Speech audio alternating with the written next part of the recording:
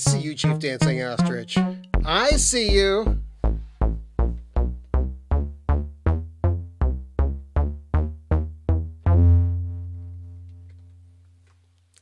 You're not fooling anyone, you know. New episodes of Quantum Leap are still being made on my channel. My name has not changed since April 6th. I love it. I mean, they have canceled the show, but are there still episodes that have not yet shown and are still going to be shown on NBC? Just asking. Just asking. I know you're a big leaper, and I'm sorry that your show was canceled, but just asking. Anyway, hello friends. It's Bill. It's 10 p.m. Eastern Daylight Time, Saturday night, today, April 27th, and it's time for Bill's Box of Sound, which you are watching right now. And we're kind of like a potpourri, kind of like a free-for-all, kind of like a go for it, all for nothing, whatever. First things first, and hello to everybody who's out there. I want to know, does my picture look okay? I'm going to jump on another browser here and make sure that it looks okay here real quick. So hang on a second. I'm going to go to YouTube and take a look at my feed. So you may get a little bit of an echo for a couple seconds here. And no, we don't want to watch ads for Macs. So let's see. Okay, it looks good. Does it sound good? Let's hear the echo. Watch ads for Macs. So let's see. Okay, it looks good. Does it sound good? Let's hear the echo. Great. Watch ads for Macs. So let's see. Okay, it looks good. Does it sound good? Let's hear the echo. Oh, I'm freezing. Watch ads for Macs. So let's see. Okay, it looks good. Does it sound good? Let's hear the echo. Oh, I'm freezing. Watch ads for Macs. So let's see. Okay, it looks good. Does it sound good? Let's hear the echo. Oh, I'm freezing. Watch ads for Macs. So let's see. Okay, it looks good. Does it sound good? Let's hear the echo. Oh, I'm freezing.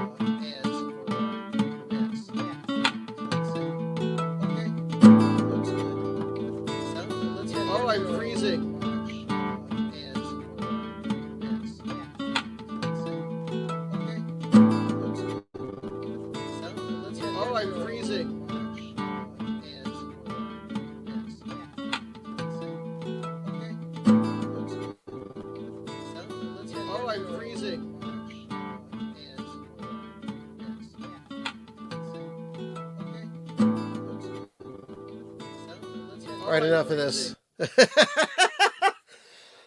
My own version of Frippertronics right here live on YouTube and on Twitch at Twitch slash Bill's Box of Sound. Twitch.com slash Bill's Box of Sound. Anyway, oh, okay. So you are making your own episodes of Quantum Leap. Okay. So let's see. And you are putting them on your channel. Latest you made was Question Miss Time, set December 10th, 1991. Wow, that was about 2 months after Miles Davis died, actually. So that's crazy. Anyway, so that's what's going on. It appears as though the live stream is going well. And I hope your week was well. Spring is popping out all over.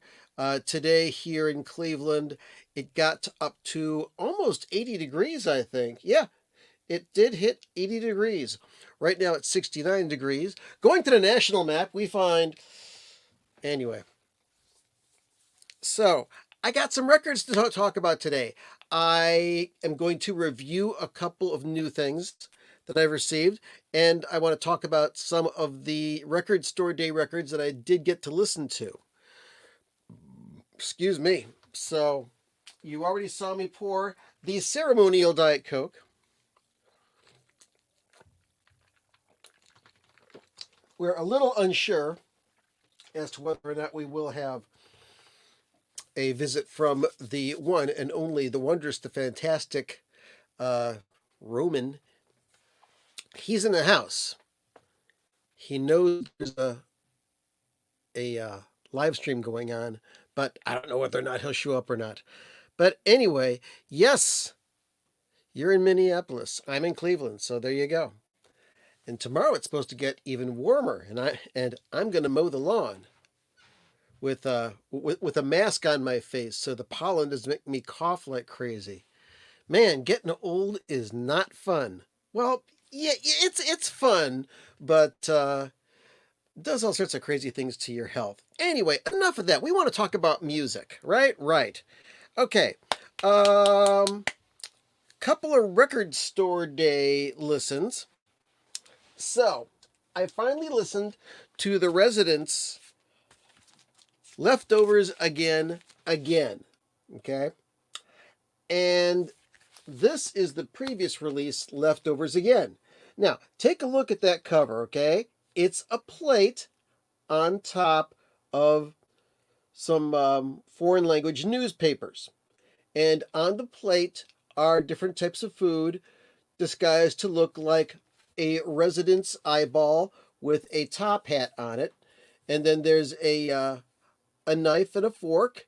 And there's some, let's see, those are peas. We've got some pieces of meat there. Got a carrot, maybe a squash or something like that. Some more peas there. So that's what that is. What's really interesting is the cover of Leftovers Again, the second volume of this series. Looks almost exactly the same, but not quite. They explain on the inside that this cover was created with AI. And you can tell because the characters and pictures and icons on the newspaper just make no sense. They're just odd little shapes. And if you look real close at these things, they're just not right. Which is what people can say about a lot of Residents music. It's not quite right, but some of it's pretty dang awesome.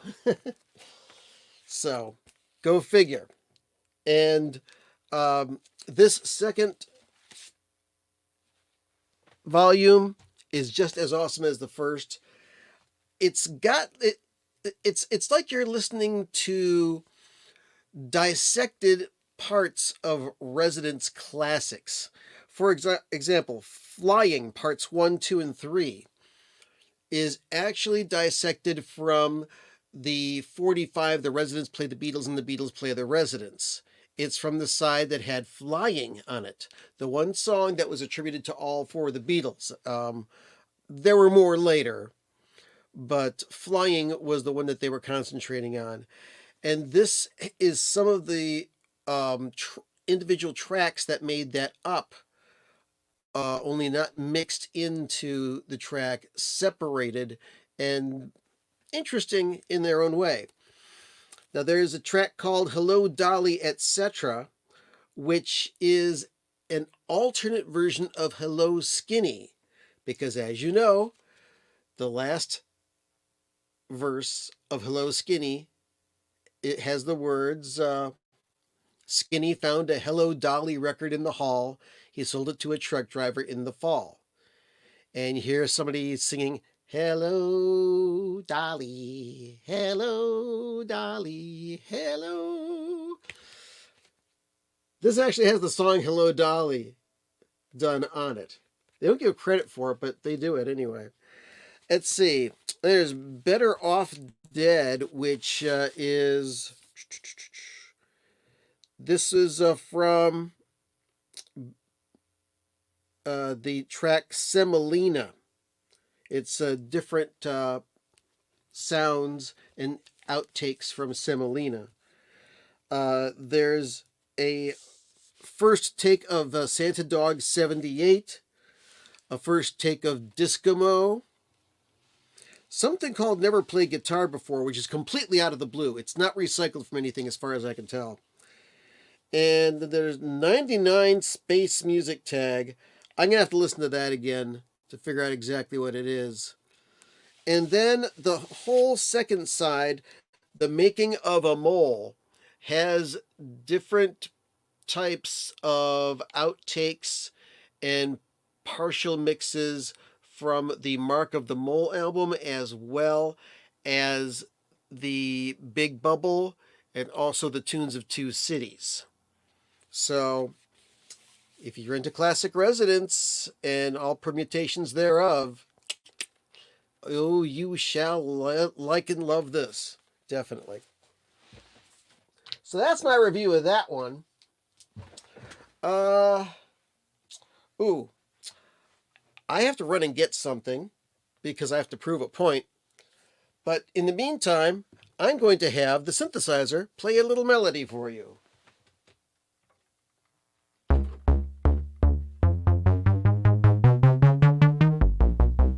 I'll be right back.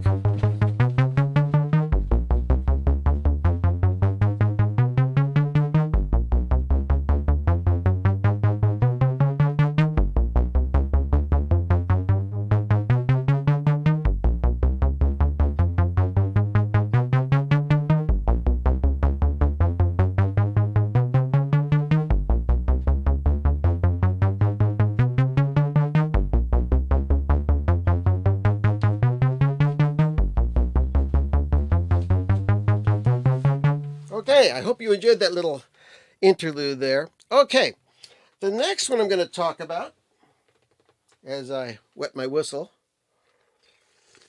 Ooh. Hello, Kevin! Good to see you. What's up? It's snowing in Wyoming. What? People in Wyoming love their winters all year long. Crazy. All right. Let me get this album here. Here it is. Okay. I was really looking forward to this. The first release on vinyl of the album Liars by Todd Rundgren from 2004. Now, I love this album. I've talked to you before about how I kind of like given up on Todd Rundgren. And my friend John Basso hit me to this record and said, "Oh, you better listen to this. It's pretty damn good." So I listened to it, and it's wonderful. It's fantastic. And it is on Coke bottle green vinyl. It's transparent, pretty much. And it has the whole album. And it sounds great. But there are some little problems that I have with the packaging. So, you've got the front cover, which is the same as the original CD. And you've got the back cover, which gives you your track listings. And then you open it up, and you've got an essay, a reflective essay about this album, Liars, and a partial interview with Todd Rundgren, and a illustration right there based on the front cover, which once again appears to be Todd partially dressed up as the Easter Bunny and wearing pajamas and eating a hard-boiled egg.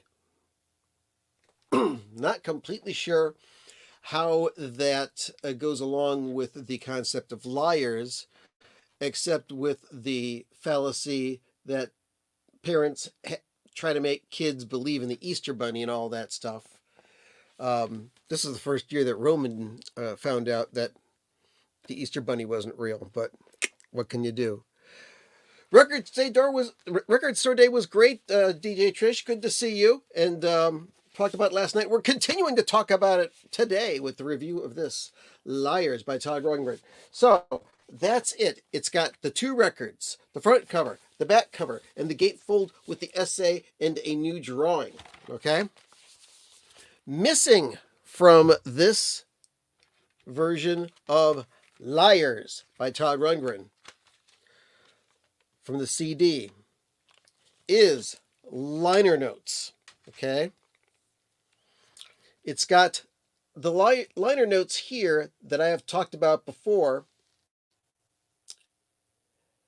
and the credits. Talks about what years the different songs on here were copyrighted. It also talks about the additional musicians. Okay? All vocals, instruments, etc. by Todd Rundgren. He produced it, he recorded it. And then it says that there is a slide guitar solo on Happy Anniversary by Ken Emerson. And there is a wind solo on Soul Brother by Garn Ian Thomason. And also gives some links to internet things that he was doing at the time. And then inside of this booklet are all of the words. Now, the words aren't hard to understand on this album, but it's like if you're gonna pay about $30 for this 2-record set, you'd want to get the stuff that was included in the original album or the CD, and they don't give that to you. So just a word to the wise, if you haven't bought this and you're thinking about getting it, it's still a great album. I love this record, but shame on Todd and Cleopatra Records for not putting in all of the information that was on the original album. Let's see. Emotional Snail! Managed to nab 1 copy of the Spotlight Kid at my local store on Record Store Day. Awesome. The second record's really interesting, especially the 2 long tracks. And also, there's some things that are like partial pieces and parts of something that was supposed to be another song on the record, but eventually became suction prints on Shiny Beast Bat Chain Puller.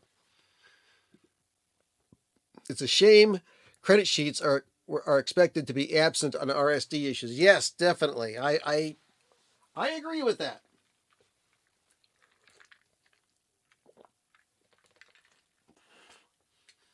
And the other night I listened to the I've got Spotlight Kid here close by. Here it is. I listened to this, and the remastering's really nice on this.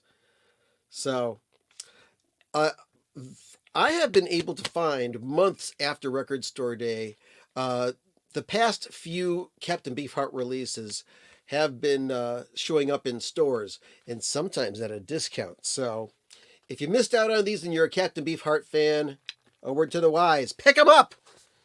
Yes, indeed.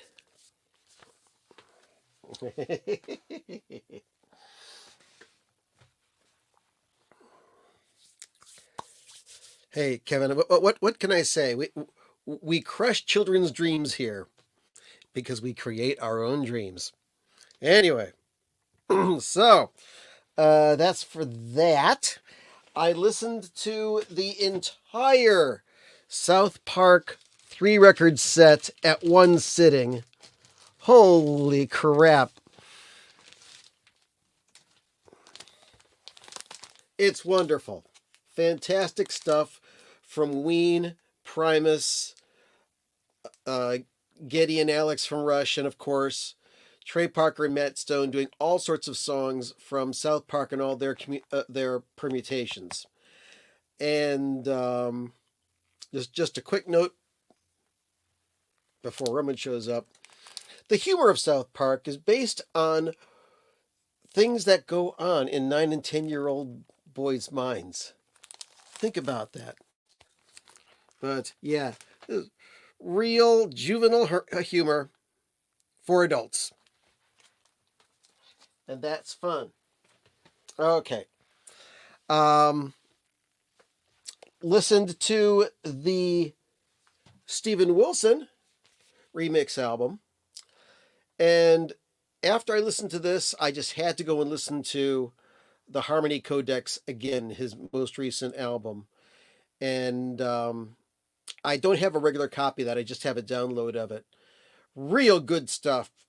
Um, Not as good as his previous album, The Future Bites, but really, really good modern progressive music. Love it, love it, love it. Okay. And let's see, we'll talk about some more Record Store Day stuff maybe next week as well. But the last Record Store Day album I want to talk about is this jazz thing right here. Cannonball Adderley, Poppin' in Paris, live at l'Olympia. See, I could pronounce it this week. 1972. And as I expected, my favorite thing about this, aside from it being a wonderful performance spread out over 2 records, all I can say is, ladies and gentlemen, give it up for Mr. George Duke on the piano, an electric piano, and some electronic effects. The man is on fire on this record. Of course, Cannonball and his brother Nat and Roy McCurdy on drums and Walter Booker on bass, they ain't no slouches either. And, hey, Thumbfinger, good to see ya. And this has a fantastic booklet in it that has lots of liner notes you could sit and read while you're listening to it. I sat and listened to the whole thing at one sitting, and I was just blown away. Um, they do a up tempo version of Autumn Leaves, which was on the Something Else album. There's a George Duke composition called Black Messiah. There's a lot of Joe Zawinul compositions on here. Dr. Honoris Causa, Directions, Mercy, Mercy, Mercy. Just, yeah, vintage hard bop fusion on this. Very, very satisfied by this. Very glad I bought it. It was a little overpriced, but this is going to be played multiple times. And speaking of jazz, we're going to get away from Record Store Day, and we're going to get into other records that I've gotten. There's just a couple of them.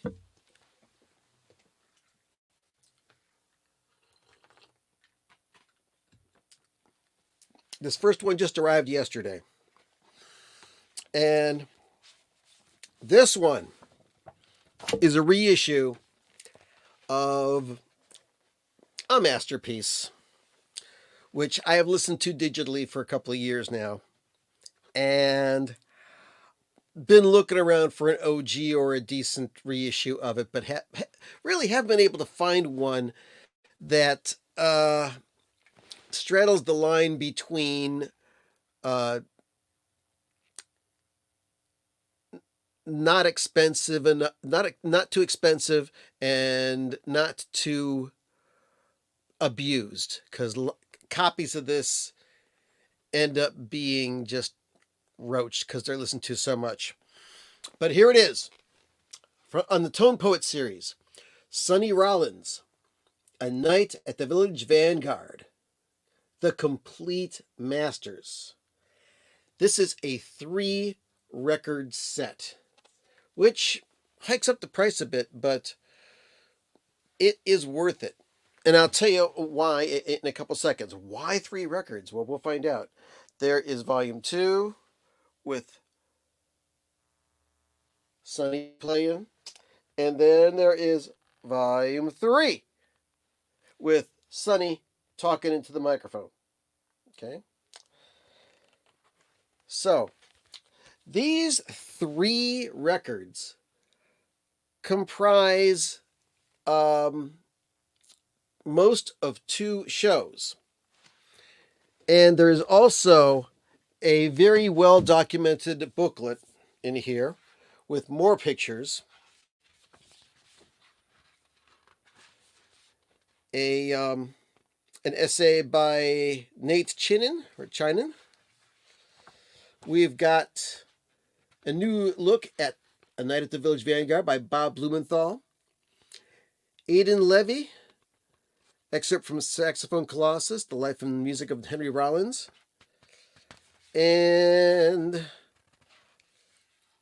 an interview with Sonny Rollins by Don Was, who is the current president of Blue Note Records.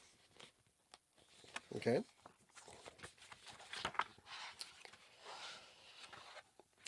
Now, why is this 3 records instead of the 1? Well, it's explained by Joe Harley early in here, and I'm going to read you parts of this. He goes, as we began to prepare for this album, I made my customary call to the Capitol Tape Vault archivist, Jack Arenas, to inquire about the analog master tapes. Naturally, I assumed they would be a set of Rudy Van Gelder assembled 15-inch per second analog masters of all the material. Indeed there was, but then Jack said something that caught my ear. Now, there are these other tapes, but they haven't been assembled, and they're all recorded at 7.5 inches per second, he said. So Joe Harley says, I sat straight up and probably looked a bit like the mind-blown emoji. For years I had seen the famous photo above left of Rudy Van Gelder and Alfred Lyon sitting tableside at the Vanguard at this gig. The photo showed a very visible Ampex 601 portable tape deck. The 601 has a maximum recording speed of 7.5 inches per second. I had always thought that perhaps the Ampex 601 had been there as kind of a safety to Rudy's rig. Because back then there was no digital recording, so bring 2 tape recorders, record them on both, and if one fails, you got a backup. Just just good practice if you're doing live recordings. So I asked Jack to send me photos of these 7.5 IPS tape boxes, and when he did, it was obvious that these were the actual masters recorded that day and night at the Vanguard. Rudy had taken them back to his studio in Hackensack, New Jersey, and transferred them to his main 15-inch per second deck to be then assembled and rendered for mastering. After that, the actual master tapes from the gig were never used again. They were never even assembled. What we've been listening to all this time had been a dub of another tape. So, that's pretty cool. And here's that photo that he talked about of Rudy Van Gelder and Alfred Lyon. Rudy's got the bow tie, by the way. And there's that tape recorder way in the background. See it? So, as a result, and he's got the pictures of the 7.5 inch 7-inch reels that were used to record this gig. And this is what was used to cut the actual masters for this. And Kevin Gray mastered it, of course, and it's a revelation. Sounds a bit different. It's revealing, but I go back and forth between the original, which I only have digitally, and it sounds like Rudy added some reverb to the original to make it a little bit more spacious. But these tapes, they're raw, and it's just the ambience of the room at the Village Vanguard. And in my opinion, it sounds better.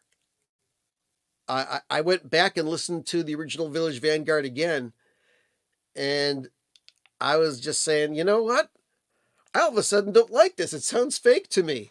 So I really, really love this version. So if you dig Sonny Rollins, and as you know, with a lot of classic Sonny Rollins albums, this is just sax, bass, and drums.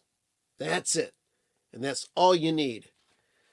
This is some serious, serious stuff, man. Love it. So, yeah, thumb finger.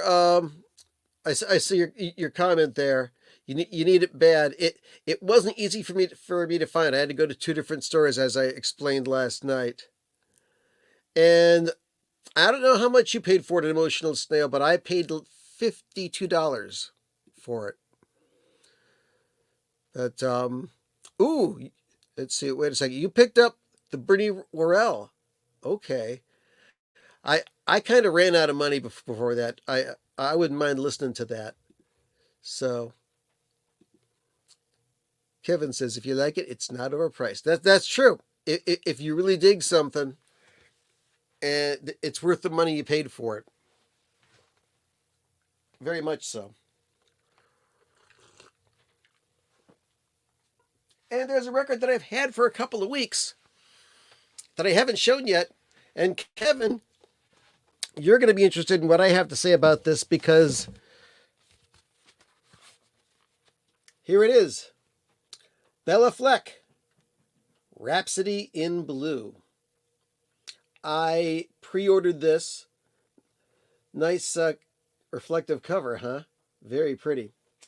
So, as I have explained on this live stream in the past, Kevin and I went to Ann Arbor to see Bella Fleck and the Flecktone. Well, no, just Bella Fleck open solo for John McLaughlin and Shakti, or just Shakti.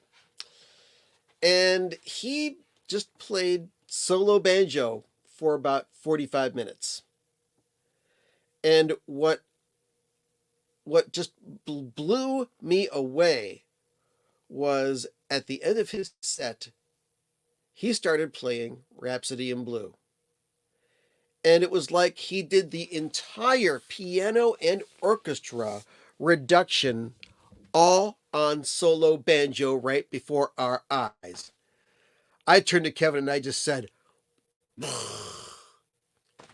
he was blowing my mind. And I was very happy to find out that that was the plans for his next album.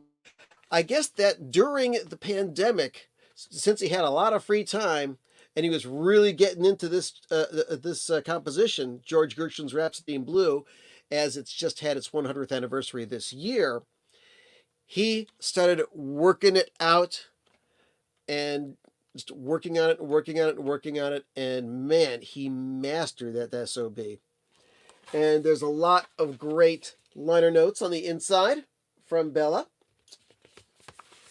And I had listened to part of this online before I actually got my copy, which, by the way, is on sapphire vinyl. Let's show it to you. It's a little bit like the South Park vinyl. It's not quite towely, but it's blue and clear. Very nice stuff. So, what do I think of this album? Let's go through the tracks. First, you've got Rhapsody in Blue, featuring Eric Jacobson and the Virginia Symphony Orchestra. So, it's a basic arrangement of Rhapsody in Blue, but without piano. The piano is replaced by Bella's banjo. Very good.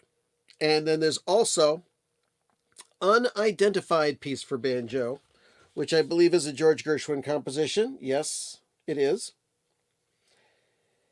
And then on the B side, you've got two more versions of Rhapsody in Blue. You've got Rhapsody in Bluegrass, featuring Michael Cleveland, Sierra Hull, Justin Moses, Mark Schatz, and Brian Sutton. And then you've got another version of Rhapsody in Blue called Rhapsody in Blues, featuring Sam Bush, Jerry Douglas, and Victor Wooten on the bass. And wildly different arrangements of the same composition. And let me make a blanket statement. I'm not a big fan of bluegrass. I really don't like it that much. I can take it. Sometimes I can get into it, but it's getting out there for me. It's just not my cup of tea. It's not my sirloin steak. It's just it's just a music that I don't appreciate it enough to listen to it that much. However, this album, this is good. This is really good. I really, really enjoyed it. And Rhapsody in Bluegrass, when I first heard it, I thought, oh, God, bluegrass. But no, this was arranged really tastefully. And the Rhapsody in Blues, it jams. It really jams. And the album is closed by Rialto Ripples, another Gershwin composition, which I was familiar with as the opening and closing theme to the Ernie Kovacs show, albeit played quite a bit faster and on piano. But a nice rendition of that. So this album, I knew I was going to like it, but I did not know how much I was going to like it. Very happy with this. I believe this is available on Bela Fleck's site. I think it's also available on Bandcamp, or if you've got a local record store that will sell this to you, you might want to check that out. Really well done. Hurrah, hooray. Thank you, Bela Fleck, for making such a cool record. I really think that this should go up for a Grammy for Best Americana Recording. Honestly, it's great stuff. Also, I think I've mentioned this before. There is a 1 hour or so interview with Bela Fleck and Rick Beato on Rick Beato's channel that you really should check it out. And yeah, Trish, I agree. Bela is awesome. All right. Oh, we're 40 minutes into the show. So, last week,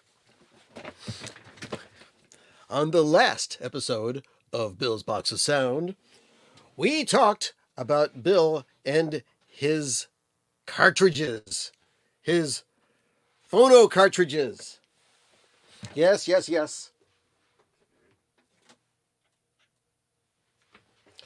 I had exposed the fact that this high output moving coil Blue Point number 2 cartridge was starting to deteriorate. Oh, by the way, hey, Paul Ayers. Let's see, you're out in the double dates. You can't say you got a copy of Leftovers again. Okay. A couple of people have been asking me, because I said that after like 1988 or so, or maybe close to the year 2000, I kind of stopped listening to the Residents. And people said, oh, listen to Demons Dance Alone, listen to Animal Lover. And I went and listened to them. And you know what? I still don't like those, because the Residents that I like is a band that experiments and makes their own sounds, their own compositions, and experiments with the recording process in order to just completely reinvent music. And sometimes get a little silly in the process. The more modern recordings, which are done with electronic instruments and a lot of samplers, sound like they're being done by people who are trying to make music out of software instruments and think that they're sounding like regular instruments, but they really aren't. They're sounding like canned music. The drum sounds are very, I mean, it's one step below a Casio keyboard. They're just not sounding right. I'd rather have the invented instruments or invented sounds that the residents came up with and recorded into an emulator or used in sampling and then manipulated those to sound like completely new instruments that you've never heard before. But the composing and the playing on a lot of the Latter day Resident stuff, I'm sorry, it's just not my cup of tea. But if you like it, hey, that's cool. I just, I have a hard time getting into it. So that's how I feel. Anyway, let's get back to our story about cartridges, hey? So, for last few years, this has been my cartridge. The Sumiko Blue Point number 2, which is currently not made anymore. And this is the second one I have. And one side of this, it was the right channel started to not have the right output to it. It is just not as loud as the left channel. Left channel is getting louder and louder. Right channel is getting softer and softer. And, I'm turning the balance. I put on a mono record and everything sounds like it's over to the left. It just wasn't sounding right. So, I was on a quest to find another cartridge. So I went out and bought a Grado Prestige Gold number 3. And it got shipped to me. And I mounted it on this cartridge shell. You notice it's not there anymore? Yeah, I'll tell you why. So, hello, Mr. Michael P. Dawson. You know what? I have to invest in one of your records because I know that you put out albums of progressive type music, experimental stuff. So, I want to check some of that stuff out. Anyway.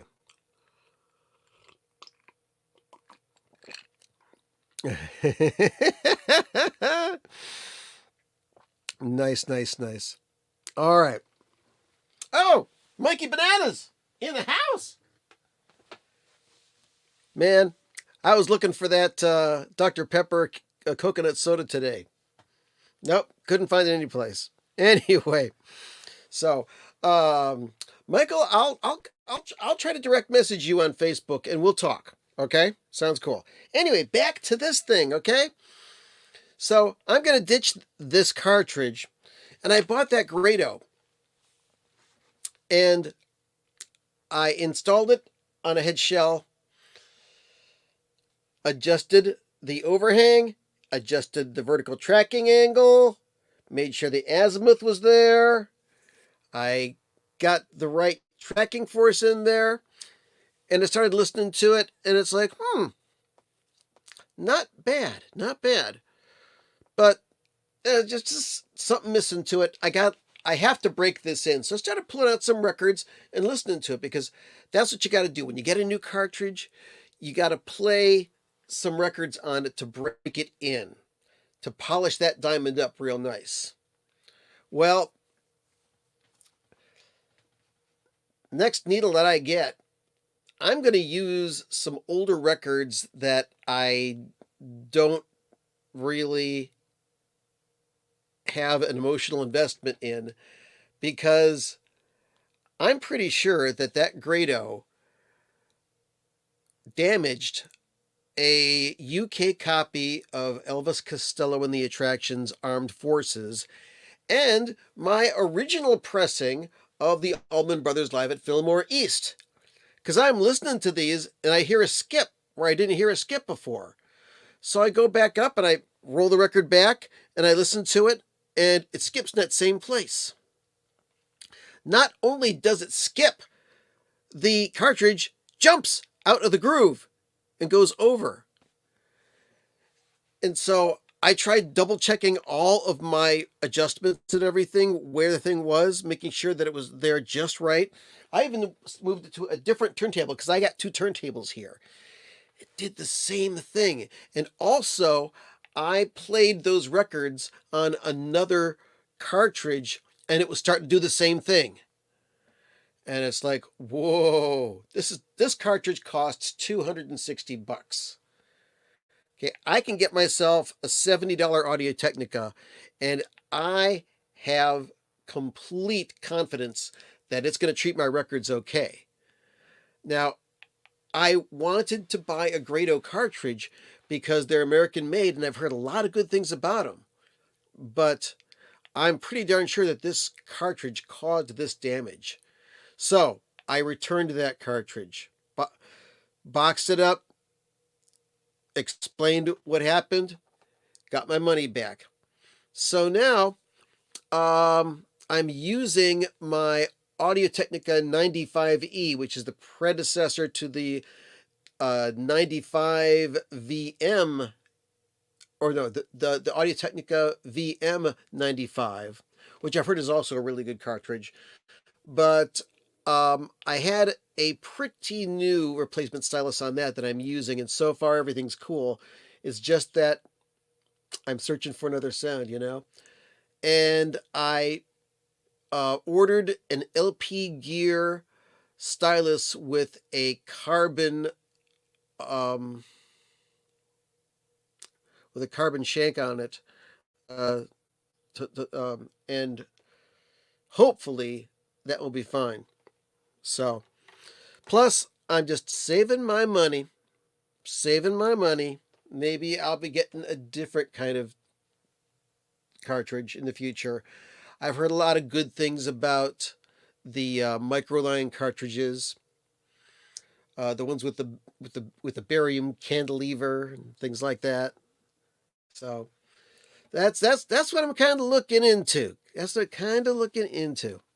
So yeah, not just a skip, a hop, skip, and a jump, and ruining my UK copy of Elvis Costello's Armed Forces right in senior service. Ah! I wanted to hurt somebody. But I'm going to hold myself in abeyance. Yes, indeed. So that's pretty much what's been going on this week. Let's see. Yeah, Goon Squad. And yeah, the 1895 is a wonderful cartridge. Audio Technica cartridges are just so reliable. And I've also heard about the Hannah cartridge.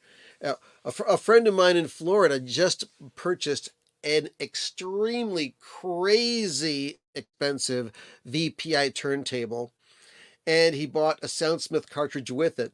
But he's got an old receiver that he's plugged it into, and he said that his old stereo just isn't doing it with the Soundsmith cartridge, so he's going back to his Audio Technica until he can afford a Macintosh pre and power amp, which is very cool. Man, a Macintosh. I don't have the room for it. I don't have the bucks for it. So, you never know. One of these days, I may be able to do that. But until then, I am the king of the super cheap, and I get hi-fi sound from that.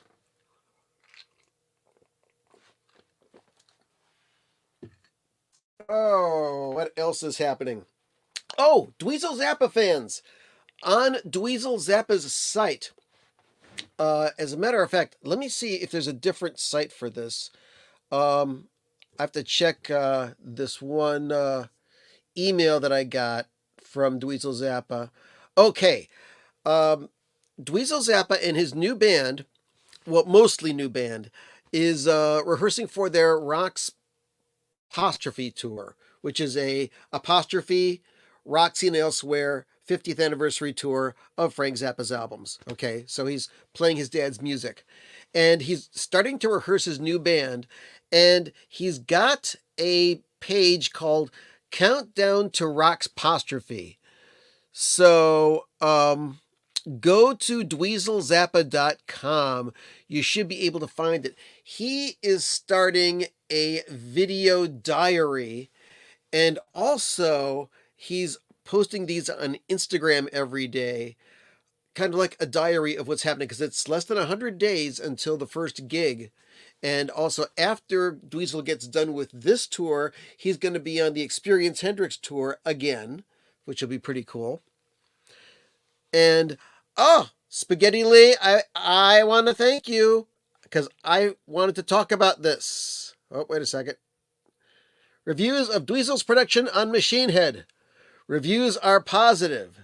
Yes, but have you heard it?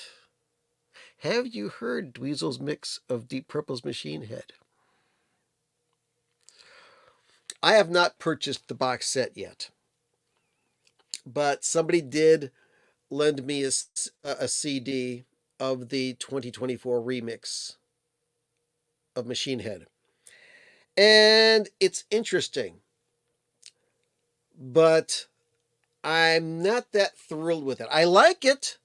I don't hate it.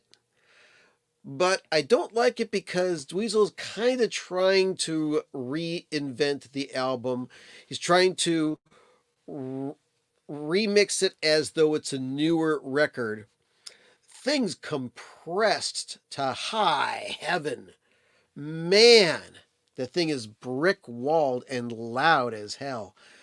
And there's a lot of things where he's putting modern effects, sometimes almost bordering on pitch shifting and things like that. That's kind of like adding too much to the album. It's kind of like, well, it was great before, I'm making it better. When it comes to remixes and remastering, I am very much happy with the Steven Wilson school of that, where he started out with doing stuff with King Crimson, then he started doing stuff with Gentle Giant and Jethro Tull, and Yes, and he's just been remixing all these different bands. What he's doing is he is remixing these albums from scratch, from the original multi-tracks, and trying to recreate the original mix, but with more clarity and more separation between the instruments. And you end up hearing the album in a different way, which really, really makes it wonderful. One album that I heard a download of it, and I've been trying to find the Blu-ray of it, but I haven't been able to get it, is this album by Yes. SD2 908, is it? 102? SD2 908, that's right. When this album first came out, it was a $10 record. This album, Tales from Topographic Oceans by Yes. Okay. I like this album a lot. It's a 2-record set, 4 songs. But the mix is a little bit muddy. But Steven Wilson remixed this album. It was reborn. It wasn't a different mix. It was just a clearer mix. And wow, I loved these recordings just so much more from Steven's mixes of it. So big to Steven Wilson for him doing that. And also his most recent remix of XTC's The Big Express. Big kudos to that as well. He he also really transformed the album Oranges and Lemons, because that album, when it came out, both on CD and on the original vinyl, really had too high and too bright of a top end on it. He fixed that, made those albums sound beautiful, and did not spoil the mixes. Just made them sing. I don't know how he does it. He just does it. Man. Yikes, people are talking. People be talking here. I love it. I love it. I love it. Let's see here. Hello, Steve Westman. Good to see you, sir. Spaghetti Lee, thank you again. And, ooh, I think Ed Stasium's mix of Tim by the Replacement is a perfect balance of keeping the old but giving it a new spin. Huh, okay. I will have to check that out. It sounds cool. And yes, you think Steve Wilson is excellent. I agree. But, yeah, there's things that I do like about Dweezil's remix of Machine Head. Especially in cases where there's a little bit of extra guitar that you didn't hear before, and it's not pushed way up in the mix, but it's there and you hear it and you appreciate it. Also, I like at the very end of Smoke on the Water, you hear Ian Gillan say, "Break a leg, Frank!" So, there's good and bad in Dweezil Zappa's remix of Machine Head. I appreciate the effort, but I really would have liked just a redoing of the mix and trying to make it more clear. But what Dweezil did to Machine Head is what a lot of people did to quadraphonic albums back in the days. For example, let me just pull this out right here. I know it's nearby. Here we go. All right. We've got the Blue Oyster Cult, Tyranny and Mutation. This is my favorite Blue Oyster Cult album. And the first time that I bought it, I bought the quadraphonic version. Okay? So they took the mix of this and made it just a bit different. And when I finally got a copy of the straight stereo, I'm like, well, what happened to this here? And why is this there instead of that? They didn't turn the stereo mix into quad. They tried to reinvent the stereo mix into quad and make it a separate album, which, in my opinion, is not the right thing to do. Another example of that is Edgar Winter's Frankenstein. There's that the instrumental section that leads up to the guitar solo and has that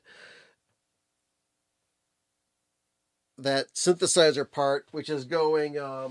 Let's see. Let's see if I can do this here. So.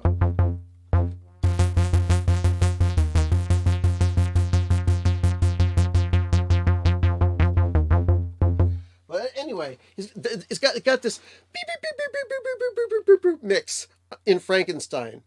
When you listen to the quadraphonic version, that synthesizer sound comes in like about 10 seconds early. And you're saying, wait a second, this isn't the song I heard on the radio. So, I don't like that stuff. Hello, Thoughtful Marmalade. Good to see you. But, yep, that's what it's like. Anyway. Oh, wait a minute. You did? Oh, you saw Stephen live. Unreal. Well, I think that whether you saw him solo or with Porcupine Tree, I'll bet you it was great. I enjoy Stephen as a person, as a commentator.